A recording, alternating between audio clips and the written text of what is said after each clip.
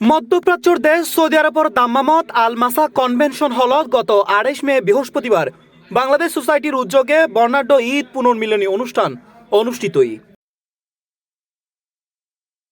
প্রবাসী বাংলাদেশী হলর মিলন মেলায় পরিণত হওয়া এই অনুষ্ঠানত দাম্মাম জুবাইল ও রিয়াদুত্তুন আগত প্রায় ৩০০ পরিবারের প্রায় ২,০০০-এরও বেশি মানুষের সমাগম ঘটে। অনুষ্ঠানের শুরুতে বাংলাদেশ সোসাইটির সদস্য হলে মেরুন রঙের পাঞ্জাবি পরি ঈদ মুবারক ধ্বনির মধ্যে দিয়ে অনুষ্ঠানের উদ্বোধন করে।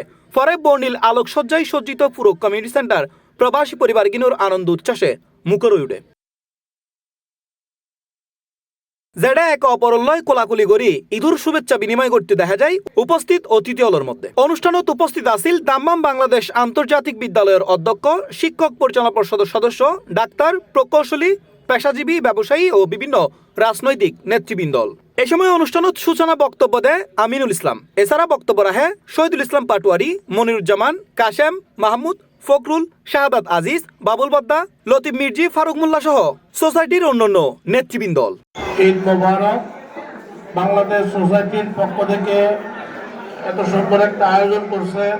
আমাদের তরফ থেকে সবাই যারা এসেছেন এই আমাদের ঈদ পুণ্যমিলনে অনুষ্ঠানে সবাইকে আমরা আমাদের অন্তরস্থল থেকে ধন্যবাদ জানাচ্ছি।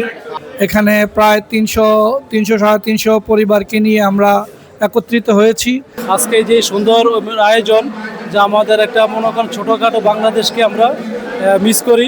এটাই আমাদের সৌন্দর্য যে বাংলাদেশ সোসাইটি প্রতি বছরই যে আমরা ঈদের যে পুনর্মিলন আমরা একটা বৃহৎ পরিসরে একটা আমরা আয়োজন করার আমরা যে উদ্যোগ নিই সেটা সবার অংশগ্রহণের মাধ্যমে আলহামদুলিল্লাহ আমরা একটি সুন্দর এবং সফল অনুষ্ঠান উপহার দিতে পেরেছি। ঈদের উদযাপন করছে সবাই, যারা আয়োজক আছে, যারা আছি, আমাদের সিনিয়র পার্সন আছে, জুনিয়র আছে, আর যারা ধন্যবাদ জানাই সবার প্রতি।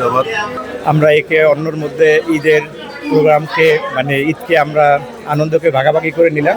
বাংলাদেশ সোসাইটির সভাপতি শহীদ পাটারির সহকারে এবং সকল কামাল ভাই যারা এই অনুষ্ঠানের আয়োজন করছে। অক্লান্ত পরিশ্রমে আজকের এই বিডি সোসাইটির মাধ্যমে প্রায় ২,০০০-এর বেশি